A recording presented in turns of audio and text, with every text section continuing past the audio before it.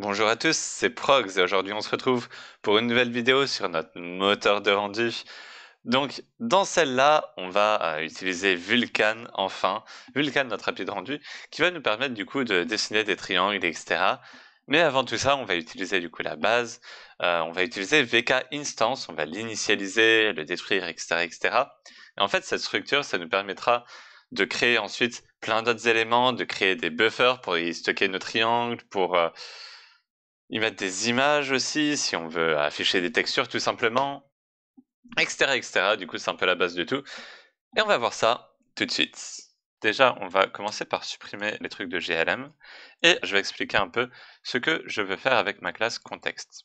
Il faut savoir que du coup, Vulkan, ça expose plein de trucs, mais chaque objet de Vulkan a son utilité. Ok, que ce soit VK Instance, que ce soit n'importe quelle structure ou je sais pas quoi, ça a une utilité. Et du coup, si on veut le wrapper, si on veut le mettre dans une classe, en gros, il faut faire des sacrifices. Puisque du coup, le but, c'est de rendre l'utilisation simple. Mais si on rend l'utilisation simple, ça veut dire qu'on va pas pouvoir tout utiliser, entre guillemets. Ou alors sinon, il va falloir prévoir toutes les possibilités du monde, toutes les possibilités d'utilisation du monde, et dans ce cas-là, bah, ce sera plus simple en fait. On refera juste Vulkan. Donc, le but de la classe contexte, ça va être en gros de stocker tout ce qui va être permanent, guillemets, tout ce qui va rester du début à la fin de l'utilisation de Vulkan. Donc, ça contiendra instance parce qu'instance, il faut l'initialiser au début et il faut le détruire à la fin. Mais du coup, ça contiendra aussi, par exemple, les trucs de debug. Les trucs de debug de Vulkan, il faudrait les garder du début à la fin, jusqu'à qu'on ait fini de l'utiliser. Et possiblement, du coup, des choses comme ça, peut-être des VK Physical Device, enfin, VK Device, etc. Mais bon, du coup, VK Instance, maintenant que vous avez compris, on va passer à la suite. Déjà, on va enlever l'allocateur parce que les allocateurs, en fait, ça permet de décrire comment on va allouer la chose en fait qu'on va créer. Donc ici, si on va dans contexte.cpp, on voit que ici on décrit en gros comment créer VK Instance, comment allouer VK Instance. Mais le problème, c'est qu'en fait, on peut avoir différents allocateurs. On peut en avoir un pour les textures, un autre pour je sais pas quoi, VK Instance par exemple. Et du coup, en fait, ça dépend vraiment du type d'allocateur que vous avez. Et du coup, là, ça sert à rien de mettre un allocateur ici, en fait. Donc là, on va juste mettre nul pour le moment. Et au moment où on aura un allocateur à utiliser, par exemple les allocateurs de VMA, de Vulkan, qu'offre Vulkan sur son site, et bien du coup, on verra comment utiliser cet allocateur-là particulièrement. Mais pour l'instant, du coup, ça sert à rien. Parce qu'on sait même pas comment on va les utiliser. Du coup, pouf, pas d'allocateur. Maintenant, du coup, on a tout ça. Et du coup, on détruit le contexte ici. Tac, voilà. Maintenant, du coup, il faut remplir le create info correctement. Puisque pour l'instant, il n'y a rien, hein, ça sert à rien. Alors déjà, il faut savoir que quand on utilise une fonction create, à chaque fois, il y a une fonction destroy qui va devoir être appelée à la fin. Maintenant, du coup, dans la plupart des fonctions create, on va avoir le truc qui va être retourné, on va avoir un code d'erreur qui va être retourné, et on va avoir un create info. Et du coup, le create info, en fait, là, on peut faire F12, et on peut voir d'ailleurs les différents trucs. Dans la plupart des create info, comme vous le voyez, il y a un S-type. En gros, ça va décrire la structure, donc en fait, à chaque fois, ça va être la même chose. Vous allez voir. En gros, S-type égale VK structure type instance create info, parfait, c'est recommandé. Et ça, en gros, c'est pour décrire la structure. Donc ce genre de truc-là, normalement, on n'est pas censé le mettre à chaque fois, entre guillemets. Ça pourrait être par défaut ici, en gros, en valeur par défaut de S-type. Mais comme l'implémentation de Vulkan, en fait, c'est du C et pas du C++, on peut pas mettre ici de valeur par défaut. Et du coup, par contre, nous, on peut mettre des trucs. Mais ouais, ça, c'est le genre de choses que l'utilisateur de la librairie, il devra pas avoir à mettre, par exemple. Donc ça, on peut le mettre directement ici. Maintenant, on peut retourner ici, VK Instance Create Info. N'hésitez pas à aller sur la documentation aussi si vous voulez voir des trucs. Ici, c'est les flags. Du coup, les flags, pour le moment, ça sert pas à grand-chose, je crois. Du coup, on peut laisser vide, entre guillemets. Il faut savoir que ici, du coup, j'initialise avec des accolades. Ça veut dire que toutes les valeurs de la struct vont être 0 par défaut. Du coup, ça va pointer vers nul. Ça va être 0, du coup, il y aura pas de flag, etc. Et pnext, c'est si on veut débugger ou rajouter des extensions. Donc là, on n'en a pas besoin non plus, on va laisser à nul. Application info, ça va être utile, et vous allez voir pourquoi. Alors, c'est vachement intéressant, mais c'est peut-être un peu prise de tête. App info. Donc là, en gros, on va devoir mettre, on va devoir initialiser app info, puisque du coup, c'est une structure qui contient des données. Mais à la fin, on va faire ça, point p application info, et en gros, on va mettre tout simplement app info ici. Ok. Là, du coup, il faudra initialiser ça. Ensuite, il y a les layers à activer. Alors, tout ce qui est layer, en fait, c'est pas... ça a été déprécié. Donc, il n'y a pas à les mettre, en fait. Ça va être retiré de Vulkan. Par contre, ce qui est extension, il y a besoin de les mettre. Donc, les extensions, ça va être tout ce qui va être ajouté au truc de Vulkan de base, en fait. Il faut savoir que Vulkan, de base, c'est juste un truc pour faire des opérations sur GPU. Il n'y a pas de notion d'écran, il n'y a pas de notion de trucs comme ça. Et du coup, en fait, lorsqu'on va utiliser glfw, on va devoir rajouter, enfin plutôt, on va devoir demander des extensions. Parce que les extensions, que vous le vouliez ou non, elles sont déjà dans votre implémentation de Vulkan, en gros, sur votre ordinateur. Après, du coup, là, les enabled extensions, c'est pour, en gros, activer, c'est pour demander d'utiliser les extensions. Donc, avec glfw, on devra en utiliser. Hein. Et oui, d'ailleurs, on va faire ça tout de suite. On va juste copier ça ici. On va, paf, copier ça là. Ici, on va faire ça. Et du coup, là, ça, ce sera égal à quelque chose. Et ça, ce sera égal à quelque chose. Ok. Du coup, normalement, après, on doit pouvoir créer l'instance de Vulkan. Pour tout ce qui est extension, du coup, comme ça dépend de glfw, je préfère en gros faire ça en dehors de la classe. Donc ici, je vais juste créer un truc, une structure, Vulkan context create info. Vous remarquez que ça fait penser justement aux structures de Vulkan hein, avec les create info. En gros, ça du coup, c'est une structure qu'on va passer au constructeur et en gros, si on change d'implémentation, par exemple si on utilise OpenGL à la place, etc., le constructeur il va changer, mais du coup toutes les autres fonctions qui vont être publiques vont être les mêmes. Du coup, on va faire ça comme ça. Create info. On va mettre un const peut-être. On va même mettre context create info plutôt. Et ici, on va paf prendre ça dans le constructeur. Et du coup, là, ça demande les extensions, etc. Ce qu'on peut faire, c'est utiliser un std vector pour ça. Parce que là, vous voyez que, genre, si on regarde, ça demande des pointeurs, etc. Du coup, ça veut dire qu'on ne peut pas rajouter, comme dans un std vector, des valeurs quand on veut, etc. Donc, pour la simplicité de la chose, on peut juste faire un std vector de const char étoile. Et c'est ce qu'on va faire ici. Et du coup, là, ça va être extensions, required extensions, puisque c'est les extensions dont on a besoin. On va quand même inclure vecteur. Hein. Et du coup, là, on va juste prendre ça. Du coup, ça, c'est le pointeur, double pointeur, il y a pp devant. Et ça, du coup, c'est le count. Du coup, ici, on va juste faire un point required, point size. On va prendre juste le nombre d'extensions dont on a besoin. Et ici, du coup, on va juste faire un point data. C'est une fonction hein, de std vector qui permet de renvoyer un pointeur vers les données, en fait. Ok, du coup, là, on a nos extensions. Maintenant, les extensions, il va falloir les... comment dire, les initialiser ici. Hein. Bon, là, du coup, ça met plein d'erreurs, c'est pas grave. On verra ça après. Puisque avant, il faut qu'on voit, du coup, app info, il faut qu'on remplisse app info. Du coup, si on fait F12, on peut voir ici qu'on a, pareil, pnext, du coup, ça va être nul. Type, du coup, va falloir le définir.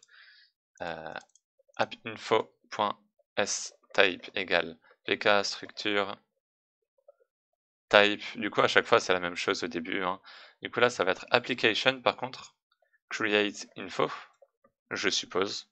Et du coup, ça, c'est... D'ailleurs, en parlant de Vulkan, c'est l'une des choses bien à propos de Vulkan, c'est que la plupart des noms de fonctions et des noms comme ça, d'enum, etc., enfin de macros plutôt, sont faciles à retrouver. Parce que, en gros, qu'est-ce qu'on veut? On veut les infos de l'application. Ok, du coup, application info. Ça vient de Vulkan, du coup, c'est juste VK application info. Maintenant, si on veut le S-type, du coup, c'est juste un truc qui ressemble à ça. Donc là, ça dit que c'est pas défini. Mais je suis sûr que c'est un truc assez similaire. Si je vais ici, par exemple, et que je marque application, tac, vous voyez que c'est VK structure type, application info. C'est super facile à retrouver. Du coup, VK structure type. Voilà, c'est même pas create info, c'est juste info. Parce que du coup, là, évidemment, on va pas faire de VK create, etc. C'est juste application info. Parfait. Du coup, là, c'est bon. Maintenant, on a du coup pnext pour le debug, etc. On s'en fout, pour les extensions, on s'en fout, puisqu'on n'en a pas pour le moment. Enfin, pour application info, hein, ça dépend. Et du coup, là, vous voyez qu'il y a application name, application version, engine name, engine version et même API version. Donc, tout ça, c'est un peu spécial en fait. Et la raison est un peu obscure, mais en gros, c'est si votre moteur, par exemple, il devient super populaire, par exemple, c'est Unreal Engine, alors les gens qui vont coder l'implémentation de Vulkan, parce que du coup, il y a plusieurs implémentations de Vulkan hein, selon les cartes, etc., sur le GPU. Et du coup, selon si votre moteur il est populaire ou non, les implémentations, elles peuvent prendre en compte votre moteur pour optimiser en fait votre moteur. En gros, à l'intérieur de Vulkan, il y aurait un if engine name égale Unreal Engine, alors on exécute ce code-là parce qu'il est plus optimisé pour notre moteur. Et du coup, c'est pareil pour les applications. Donc c'est assez intéressant, mais voilà, c'est un peu spécial. Pour nous, du coup, comme, comme notre moteur et tout, il n'est pas connu du tout, bah, ça va pas trop être utilisé pour le moment, mais c'est toujours cool de voir ça. Du coup, on va juste mettre ça là. Du coup, ça, ce serait à l'intérieur du contexte. Du coup, API version, ça c'est la version de Vulkan en gros. Du coup, nous on va utiliser VK API version 1-0, du coup en gros pour dire qu'on utilise la version 1.0, ok, ou plutôt à partir de 1.0. Et du coup, si on voudra rajouter des fonctionnalités de Vulkan 1.1 par exemple, on montera tout simplement à 1.1 ici, etc. etc. Ici, du coup, il y a Engine Version. Donc ça, c'est la version du moteur. Donc en gros, nous, notre moteur, entre guillemets, ça va être Aphrodite Rendering Engine. Du coup, ça, ce serait la version. Et ça, du coup, ce serait le nom. On peut mettre le nom directement. Et ici, du coup, ce serait en gros Engine Version. C'est VK Make Version. Et en gros, ça, c'est une macro, comme vous le voyez, qui permet en gros de, à partir d'un nombre majeur, d'un nombre mineur et d'un patch, de créer en gros un uint32 qui définit la version. C'est pour l'efficacité de stockage, de mémoire, etc. C'est pas si utile que ça en vrai, mais, mais bon, ça permet de réduire un peu et le moins il y a de choses à envoyer sur le GPU, le mieux c'est optimiser entre guillemets. Du coup, Major, c'est en gros, on va juste. Notre moteur il est en 1.0.0, donc voilà. Et maintenant, dans le contexte, on a. Attendez, on va juste revenir ici. Vous voyez que là il y a plein de trucs, on va copier tout ça même. Ça, c'est toutes les variables à mettre. Du coup, engine name. Ça va être engine name. Engine version, ça va être engine version. API version, ça va être API version. Du coup, ça, on l'a déjà défini dans le point H. Mais du coup, maintenant, le nom de l'application et le nom, enfin, et plutôt la version de l'application, ça va être l'utilisateur du moteur qui va définir en gros ce que c'est. Et du coup, on va le mettre dans le Vulkan context create info. Pour ça, on va juste faire F12, on va copier ça, application name, application version. On va le mettre dans le create info. Voilà. On va même mettre app name et app version pour que ce soit un peu plus rapide. Et du coup, ça ce sera context create info.app name et ici c'est context create info.app version. Du coup voilà, on a défini plutôt on a bien initialisé VK application info. Du coup normalement VK create instance ça devrait être bon. Maintenant, ce qu'on peut faire, c'est faire une exception si ça rate, si on veut. Donc si là, c'est succès, pour l'instant, ça affiche success, ce qu'on va faire, c'est l'inverse, c'est on va faire déjà vkResult, on va enlever. On va directement mettre ça dans un if. Et du coup, on va regarder si c'est différent de vkSuccess. Dans ce cas-là, on va faire un std, plutôt throw std runtime exception runtime error. On va enlever ça du coup. Et du coup, là, on va mettre un message instance could not be created. L'instance n'a pas pu être créée. Maintenant, on peut faire un autre truc. Vous voyez que ici, app info, ça prend pas mal de lignes. On peut tout simplement faire une fonction ici, en fait, genre en privé, du coup, qu'on va appeler get application info, get app info, voilà, et qui va prendre du coup en entrée le context create info, puisque du coup c'est dépendant de ça. On va faire la fonction là, et du coup tout ça, on va copier, on va mettre là, et ensuite on va retourner app info. Et là du coup on a juste besoin de faire égal get app info, context create info, et normalement c'est bon. Et du coup là c'est un peu plus court, c'est un peu plus facile à lire, etc. Et vous allez voir que cette fonction on va la réutiliser aussi ailleurs. Vous verrez ça dans la prochaine vidéo. Et du coup là c'est bon. Maintenant si on lance le programme comme ça, déjà il y a plein d'erreurs parce que tout simplement dans le main, on n'a pas du tout pris en compte les changements qu'on a fait en fait. Du coup, qu'est-ce qu'on va faire? On va déjà ici créer le tout simplement ARE Vulkan Context Create Info. Et ça, on va le passer du coup à la création du contexte. Vous pouvez faire un truc comme ça si vous voulez. Comme ça, c'est explicite qu'on passe create info pour créer la struct en gros, enfin créer la classe. Tout ça, vous vous en foutez, hein. Il y a glfw autour et tout. Ce qui compte, c'est vraiment en gros ce qu'il y a ici. On n'a même pas besoin d'utiliser glfw.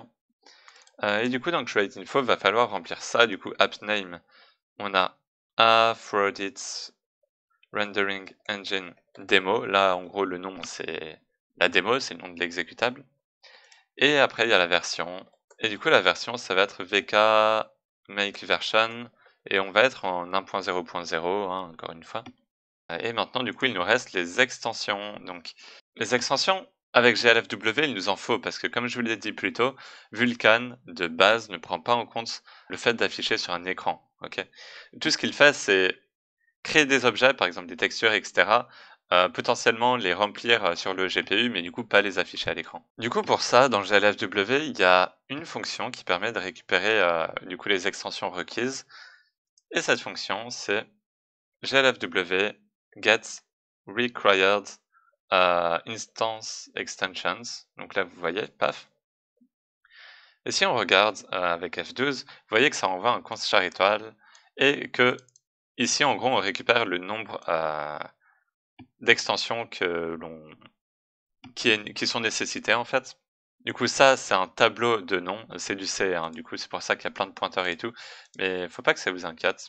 Du coup ici c'est les extensions, nb extensions, et du coup ça c'est le nom des extensions, hein. Tac. Ici du coup on va récupérer le nombre, et maintenant on va devoir ajouter tout ça au vecteur du coup, required extensions. Du coup, ça c'est un vecteur, mais on peut juste faire un std vector const char étoile. Et en gros, là, on appelle le constructeur de std vector.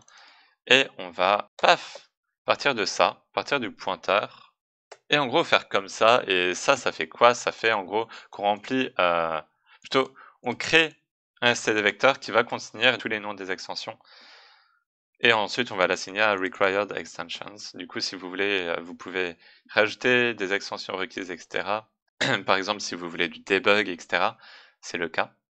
On doit faire ça. Et du coup, maintenant, on peut tenter de lancer notre projet à nouveau. Là, c'est en train de compiler, ça met qu'il y a une erreur de conversion. Du coup, on va peut-être régler ça, hein. C'est dans context.cpp, c'est ici. Oui, parce que du coup, enabled extensions count, c'est un uint 32 tiré du bâté. Et ça envoie un size Du coup, on va devoir cast ici. Alors, en C++, on utilise un static cast. Mais on peut juste faire un cast à la C, hein, ça marche aussi. Et c'est moins casse-tête, c'est à peu près équivalent, donc on va juste faire ça. Ok, du coup là on voit que ça a bien créé la librairie. Là ça compile du coup l'exécutable, mais du coup la librairie, il n'y a pas de problème, hein, ça compile, c'est cool. Et là ça compile le main, et du coup normalement, OK, ici du coup ça met qu'il y a plein de problèmes, comme quoi GLM c'est pas défini parce que du coup on a supprimé, l'include tout simplement ici. Donc on peut faire différentes choses. Pour l'instant on peut juste, supprimer puisque du coup on a déjà testé GLM, tac et c'était le seul endroit où il y avait l'erreur, du coup on va relancer. Donc là la librairie c'est bon et comme vous l'avez vu, il y a même plus de warning. Là, l'exe a été créé et du coup, send couldn't be loaded. C'est normal. C'est parce qu'on n'a rien donné à Simp, on n'a pas configuré à Simp. Mais par contre, la fenêtre se crée. Bon, on peut, voilà, elle se rafraîchit pas, hein, et c'est toujours un peu bizarre ici. Mais ce qui est important, c'est que le programme ne crache pas et donc que ici, bah, ça a été tout simplement un succès, hein, la création du VK instance. Alors que du coup, dans la vidéo d'avant, comme vous l'avez vu, bah, ça c'était pas un succès et ça mettait que ça avait échoué. Donc là, ça marche et vous allez voir du coup, dans les prochaines vidéos, heu, comment à partir de l'instance, comment créer, du coup des nouveaux objets Vulkan et cetera. Et du coup, j'espère que vous avez aimé. C'était Prox et je vous dis à la prochaine pour une nouvelle vidéo. Bye bye!